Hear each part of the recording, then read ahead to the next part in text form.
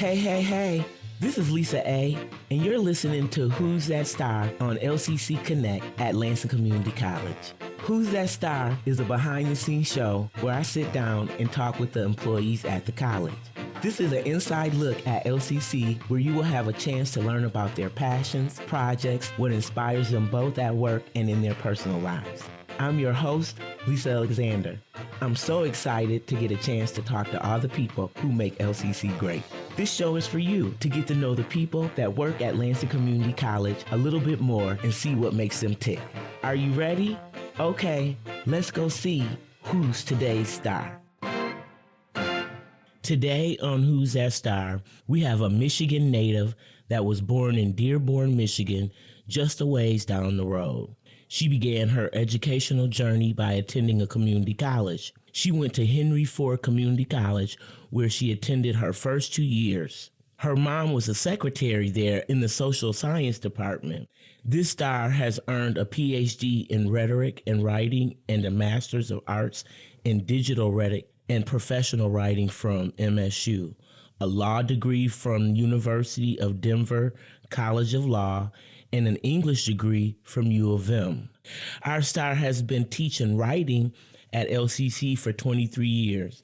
She's taught a variety of writing classes, but currently specializes in teaching Composition 1, aka here English 121. In addition to her time teaching at LCC, she worked on and led a number of student success initiatives, such as Achieving the Dream and Gateways to Completion.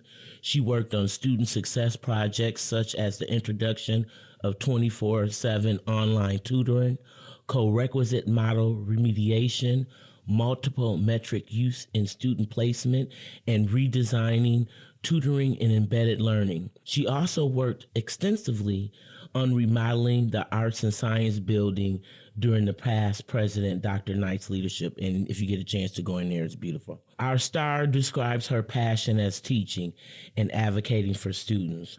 So, drum roll, please. Today on Who's That Star, we have Martine Rife.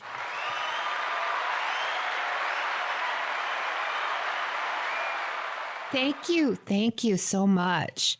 Thank you, Lisa. Thank you for having me. Thank you for inviting me.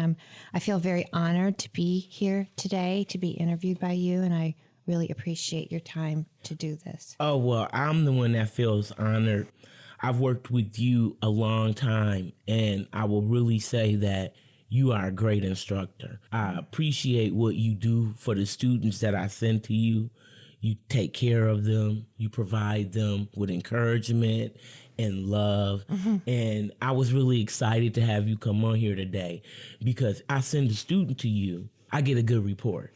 Oh. And so, I mean, you're engaged with them. And I'm not trying to hype you up because you came, but I really feel like that about you, Martine. I think that you're a person that cares about what they do. You're patient with students. You work to accommodate students where they are, but you're not settling on the work that they give. And so I just want you to know, from me as an advisor and a parent, you're the kind of instructor that we want our teachers to be. So, oh goodness, I just want to tell you that, and I mean that from my heart. Because oh my gosh, wow! I've worked with you in a lot of different areas, and we've been on committees together. And every time, I see you, I see passion for students, and so I'm not trying to make you and take you off. That's okay. I'm just really, wow, those are some really nice things that you said about me, and I'm very touched about what you said. So as a teacher, we don't always get acknowledgement from the students necessarily. They're busy with their own lives, doing things and so forth. So I really appreciate that. Yes, I'm glad that I'm able to do that and give you that information because it's important for you to know the role and the impact that you have on our students. And that's all our instructors. You know, you instructors spend more time with students than anybody else on campus. You know what I mean? That's true. And so you get those 4 months to really make an impression. And how you treat people and how you engage with them can make or break them. Yeah, I wish that everyone realized, I mean, I wish that everyone had your wisdom about the importance of faculty to the success of the mission of the college, just that in this setting, we are the frontline workers in a way. So, but of course, I deeply appreciate advisors and wish that we had way more of them. Yeah, but, no, it's a good marriage per se, but yeah, I just know that you do great. So I just wanted to let you know that that's my going off, but I wanted you to know that. Didn't expect you to say all that. I know, but you took me off guard, but thank you so much. It really means a lot coming from you to say that. well, And I appreciate I just that. want you to know I mean it. So, well, can you tell me about your work at LCC and what are your roles here? Well, I've had a lot of different roles in the past, but right now I'm focusing on teaching, which is actually my favorite thing. And I love teaching. So I'm really focused on being the best educator that I can. And it's a real delight for me to be able to teach because it allows me to be a learner for my career. And so if I could be a professional student, you know, I would have done that. But I think this is the next best thing because I am a student along with my students. So I have a lot of empathy for my students because I was in their shoes at one time. So my role right now is just teaching, writing, and I think that's my main thing right now. Yeah, so I'm very focused on that and trying to make sure all my materials are updated and redesigning my class like a lot depending on what I am learning about how effective my teaching is. And I just took a class on doing the high flex model. So we now have a way of offering a class at LCC where students can attend or not attend. And either way, the lecture and all the material and all the assignments are provided for them. So I really like the idea of that. And so I'm going to be trying to teach in that mode. Oh, okay. Yeah.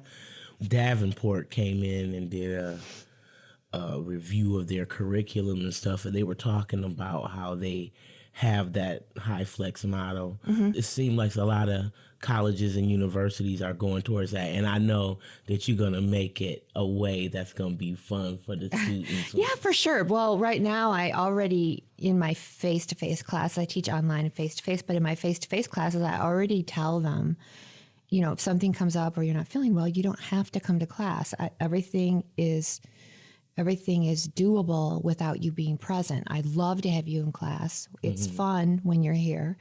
We all benefit from you being here. But if you can't come, you can't come. I'm not going to penalize you in any way, and you'll be able to make the work up. So basically, it's the same idea, but enhance the high flex model because the lecture or the class time is actually recorded so that students who aren't able to be present can watch the lecture or live stream it. I was going to ask you, like, when you talk about the going and taking classes to make sure you're more effective, people don't take that into account as what you have to do to be a good instructor or a good teacher.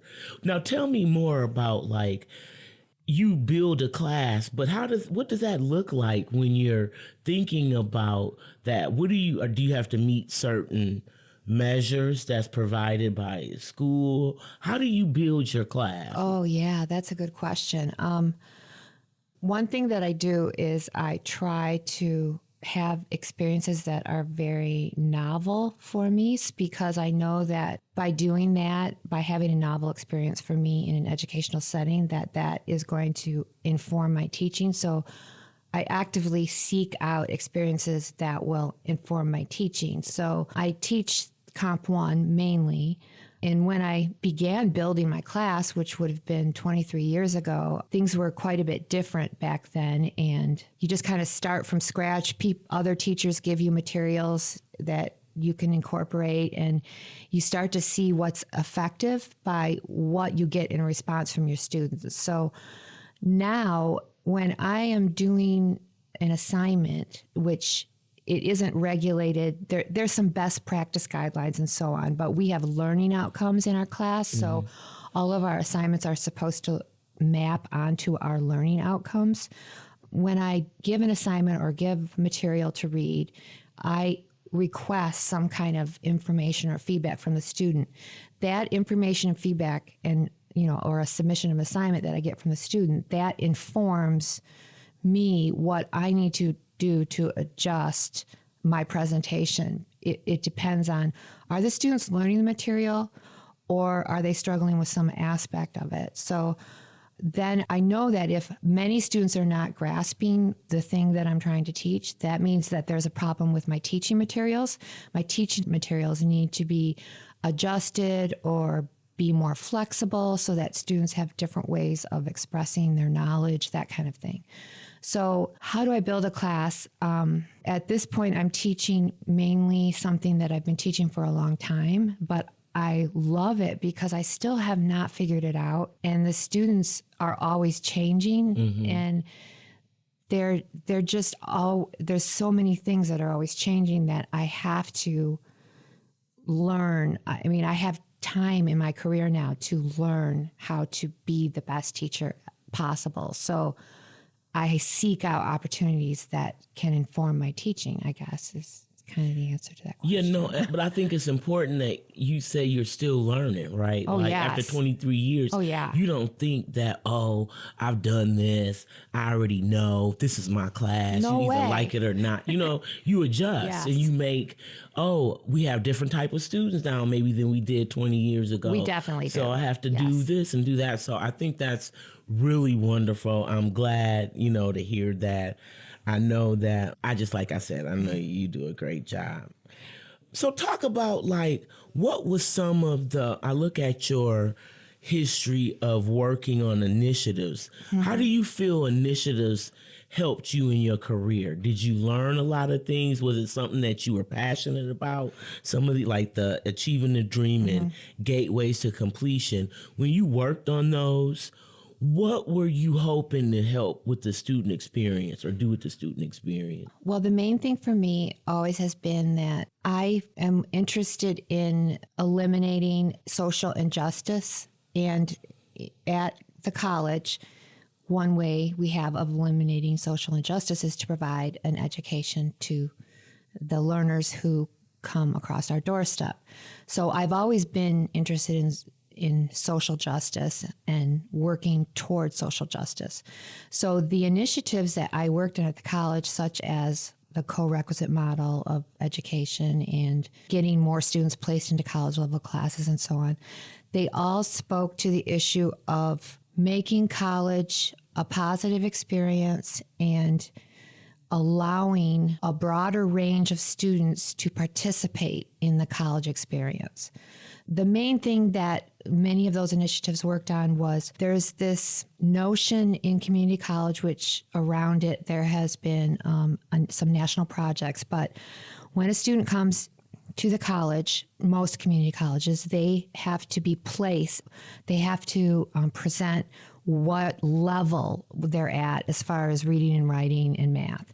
And depending on what level they present, depending on what the measurements are, they may or may not be able to be placed into a college class. 12 years ago, when I started working on this and the initiative with accelerated learning or co-requisite model, students who say placed below college ready, for lack of a better term, in reading and writing, they would need to take some developmental courses, they're called, which cost money and are credit bearing, but not college credit bearing. So because those students tested lower or for whatever reason placed lower, they would be quite delayed before they could take college composition, which is the class I specialize in. So the whole issue that is so interesting to me and that I'm so passionate about is equalizing and making more equitable the ability of a broad range of persons to participate in the college experience. So my dream world, students would come to campus, and if they want to be in a college composition class, then they will be put in that college composition class. If they need some kind of embedded learning or extra help, then that will be available to them. And that actually is very close to what we're able to do in the English department right now. Anyway, it's not perfect, but there's a lot of other, technical issues around the remediation at the community college situation, which is that percentage-wise, a larger percent of students of color get placed into remedial and developmental classes. So that is what has created a big social justice issue for me. And also with Gateways to Completion and some of the other projects I work on, there is a gap in, for example, white and Asian students who are categorized as white or Asian. They will have a higher pass rate in a college class, in the college writing class, than Black students, Latinx students, and so forth. So there's a couple different issues going on that all speak to social justice for me. So I grew up in the 60s, and I grew up during the civil rights movements, the various civil rights movements. There was many different kinds of them. And so for whatever reason, I'm just really interested in social justice, and to the ability that I could work on some of the larger goals through those initiatives. Those were very, very satisfying for me, because even though it took many years, more than a decade on some of those projects, they have been adopted and institutionalized by the college. But my first love is teaching, and even though I can't change the world in the classroom, and I can't change the whole college, I still, I appreciate you earlier saying that I have impact, because you don't really know if you have an impact, but I still feel that by equalizing and making as equitable as possible the learning experience in my class for all the different kinds of students that I'm presented with, that I go out of my way to do that. I feel that's my teeny tiny piece of the world where I can have a positive impact, Yeah. And I can't really know that I'm having a positive impact. I have to just kind of trust that I'm trying to do no harm. Right. And just doing the best I can and trying to be responsive, be up to date in my approaches, be at the cutting edge in my approaches, if I can. Yeah, no, I think you explained it wonderfully. And I know we've talked a lot about what you do at LCC. I think we didn't even tell people. Did we tell them you've been here for 23 years? Yeah, I think you said that in the beginning. Okay, well, something like that. Yeah. Yeah, we're going to go ahead now, and I want to talk about a subject that you geek out about, and what do you love to learn about? Well, in addition to teaching, you're talking about, right? So actually, when I started college back in the 70s, the late 70s, I wanted to be an environmental scientist. So I'm really interested in the environment, and I'm interested in gardening, self-sufficiency, and trees and forests, those kinds of things. Because you planted 1,000 trees? I have planted a lot of trees in my life. So I read a lot of books about trees, and I'm always trying to learn how to identify trees. And I have a lot of tree stories from my childhood for some reason, even though I grew up in the city. I went to school at Greenfield Village in Dearborn, Michigan, and so there was a lot of nature around us and things. But I really love trees, and so I have a little piece of property where I'm trying to plant a forest on 6 acres, but it's taking me my whole life, but I'm doing the best I can. Hey, that's all right. You are doing what trying you to plant can. A forest, making up for all the paper that I used in my teaching job. Right. You're going to replace it. Yes. What was your first job? My first job ever, I started working when I was 14, so I had a job babysitting, and then after that led to a job at Greenfield Village where I was working in like selling hot dogs at a hot dog stand. And then after that, I kept working there and I worked in maintenance. So I would go in the buildings and dust all the antiques, and that was really fun. Yeah, you have a wide range of experiences of things that you do. You know what I mean? Yep, like, that's true. As educated as you are, people would not know how you will get into that dirt, and you will do and get as grimy as. Oh, I love that. Yeah, I know. And I love that. People wouldn't know that about But I'm you. learning when I do that because I like to know how things work. I mean, I like to know how things are born. I like to know how things develop, and it all goes with gardening and that. So, Well, what instantly calms you, or what activity do you do that instantly calms you? oh, well, the thing that would instantly calm me would be reading, I Okay. would think. Actually, that was a good question that you have because I couldn't really answer that until I thought about it. And if I start reading, and I realize that's why I'm a teacher and why I'm a student, because reading calms me. So I've always been attracted to reading. Yeah. Gardening calms me too, but reading is something, if I just pick up something and start reading, I'm going to get calm. Right. And I hadn't thought about that either, but I could see, you can see how that would do that. Because it helps focus all my energy on one thing. Yep. Well, what's the first thing you do after getting home from work? The first thing I do after getting home from work is I talk to my dogs and I just say their names, and I usually kneel down on the ground, and usually I sit on the ground as soon as I get home, and then they jump all over me and we act like we haven't seen each other for like a year, even if it's only been a few hours. Yeah. Yeah, that's the first thing I do. And they love that routine. I love them and they love me. Yep. Well, what's your favorite way to spend the day off? My favorite way to spend the day off is like working outside. So I have a lot of different projects. That's one good thing about where I live. If I get bored with one project, I can work on another project. So I'll go outside and I will like be weeding, I'll be planting something, or I'll be cleaning up old wood on the ground or whatever. Stuff like that. Because you stay busy. Physically moving. You stay busy all the time. Yeah. So what is your proudest accomplishment? My proudest accomplishment, that's definitely my children. So I have 2 children, but they're in their 30s now. But that's definitely the best thing I ever did, and they turned out really good. So they're nothing like me, thank heavens. So they turned out really good, and then so that's definitely my number one. And then my second biggest accomplishment really is some of the trees I planted are really tall. And I get a huge sense of accomplishment that I planted that tree when it was like 5 inches, and now it's like 30 feet tall. Wow, and yeah. I love that feeling. That's, yeah. You can see, like you can see what you've done. Yep, it helps me. Well, we're almost done. Okay. We're almost done. Okay. And I don't know if I should ask this question, but I'm going to ask it. You went to U of M. You went to Michigan State. Yeah. Blue or green?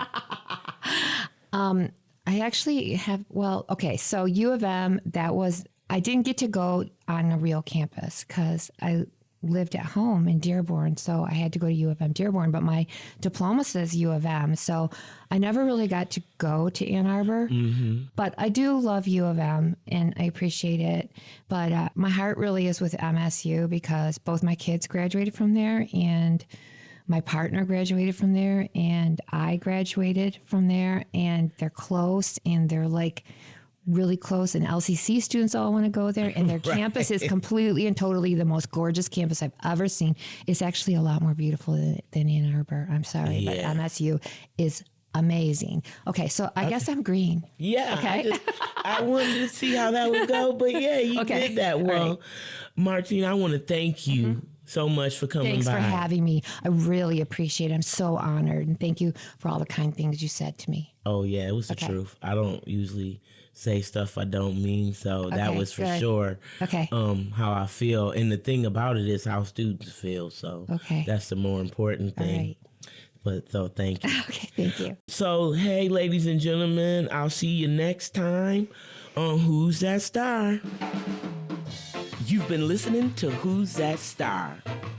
I'm Lisa A., and you can listen to this episode of Who's That Star and other shows from LCC Connect anytime online at lccconnect.org. Thank you for listening. Catch me next time to find out who's that star.